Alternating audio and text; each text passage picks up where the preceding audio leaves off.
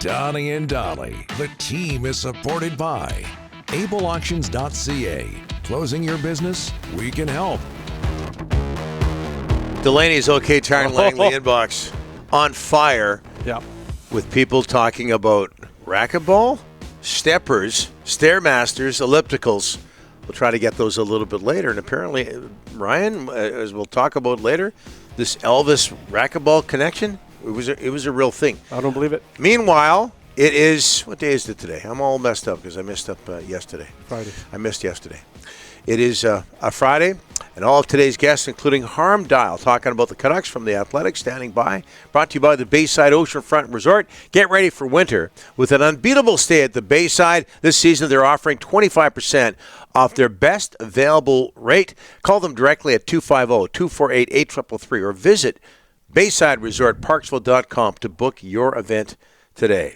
Canucks in Buffalo. It starts at noon Pacific. We're less than an hour away. Here to talk about it from The Athletic, Harman Dayal. How are you, sir? Doing very well. Oh, there it is. There it is. Oh, wow. He's got his karaoke mic. Perfect. And I think that's an upgrade from the last time we saw it. No you got kidding. a new mic? It is. Fantastic. Fortunate enough that the Nation Network was able to get me one because I've been podcasting a lot remotely, and so they decided that I needed a karaoke mic upgrade. Beautiful, beautiful. We'll get you to sing later, as always. No Filip Hronek, possible or believed to be a shoulder separation harm. So who plays with Quinn Hughes?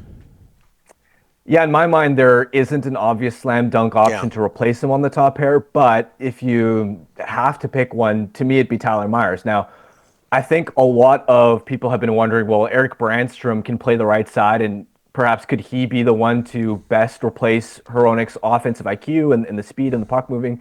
The issue that I see with that is I don't want to see the Canucks concentrating all of their puck moving talent on one pair, right? Because then the bottom four all of a sudden is back to where it was at the start of the season before Brannstrom was called up, where they can't move the puck at all. So I feel like Hughes and Brannstrom need to be separated for that reason, to ensure that there's an equal amount of puck moving, sort of further down the lineup as well. And that's where then your alternatives are Tyler Myers or Vinny Desharnais or Noah Juulsen. And to me, Myers is the most experienced right-handed defenseman. Again, he's not a perfect option.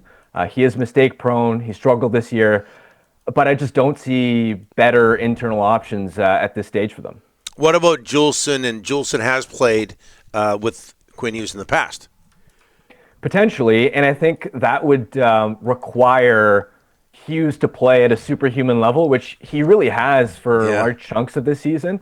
And if you go back to when Juulsen was first establishing himself in the NHL, it was sort of playing with Quinn, and it actually looked okay, but that requires a ton out of Quinn Hughes, and given the number of minutes that he's going to be logging with Hronek out, you have to ask yourself, how sustainable is it going to be for Quinn to do that much of the heavy lifting? And this is why I think, honestly, when it comes to replacing Hronek and who plays with Quinn, I don't expect it to be this one player gets the immediate shot and that's the solution that they're just going to stick with. I expect to see different looks. I expect them to experiment. I expect them to rotate, and absolutely, I expect Juulsen at some points to get spot duty. I even expect Desharnais potentially at some points to get some spot duty. I think it's going to be a trial and error thing for this coaching staff. So 4 to 6 weeks, 4 to 7, 8, whatever Hronek's out for, do they make a trade of significant value or a little bit of a patchwork to get through the time? I expect them to leave no stone unturned as far as exploring the trade market. But the thing that you have to be mindful of is you don't want to make the type of panic trade where you overpay and regret that move 6 months down the road.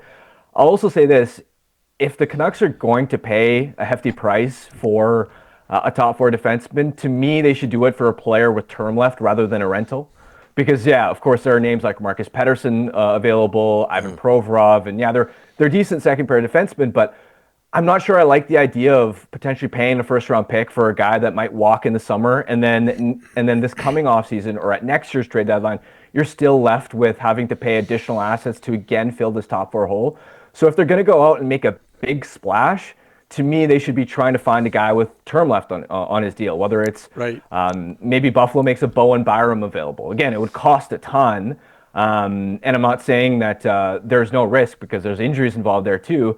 But that's a type of piece that I'd rather see them take a bigger swing for a player that can fit with this core for multiple seasons rather than just trying to go out and pay potentially a first-round pick for a rental. Now, if you can find something similar to the Nikita Zadorov trade where it's, okay, you're only paying a third-round pick, okay, fine, go ahead and get that go ahead and get that rental.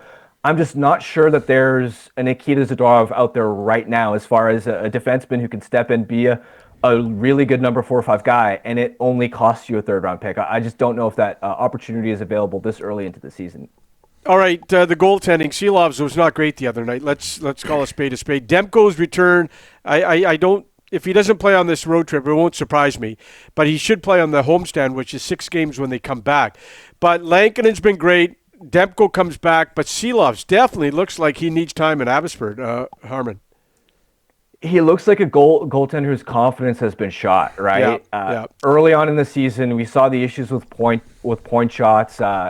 He has trouble tracking pucks from distance, and even going to the Pittsburgh game, the very first goal, just like losing his net, right? The initial point shot, he sprayed way too far to his right.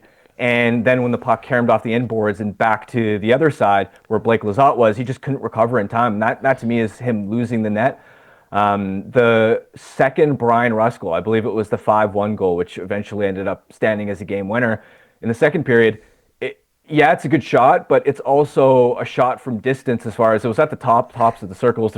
It's off the rush, so there's no screen there. He just gets beat clean. And I think for him right now, he looks like he's not very, very confident right now, and you need your goaltender to make big saves. The Canucks just haven't been getting that from him at all, right? He's only won 1 of his 6 starts. He's gotten really ugly save percentage. He needs time to go back to the AHL, work on his game, and get his confidence back up. And quickly, Harm, before we let you go, Hronek, Miller, Demko, Besser, Joshua, any chance all of this adversity ends up strengthening the Canucks? Of course it can, right? Adversity tests guys. It puts players in positions where they're forced to find that next level, that extra 5 to 10%, and that can band guys together. They're also fortunate that this has been a part of the schedule that's softer. They haven't had to play a lot of tough opponents, and so because of that, they've still been able to bank points. So yeah, I mean, if they can get to the other side, and the key is going to be these injuries have to stop, right? It can't just be like one guy comes back into the lineup, like for example, Joshua and Besser did. But now you're losing Hronek because at that point you're still not close to having a healthy lineup. That's going to be another key is if you can get to the other side, you get guys back, but also then you don't run into additional injuries. Then we can hopefully see what this Canucks side looks like at full strength, which it's been really difficult to figure out exactly how good the Canucks are just because they've had all of these absences, all of these injuries, because they've had the soft schedule, because they've been inconsistent.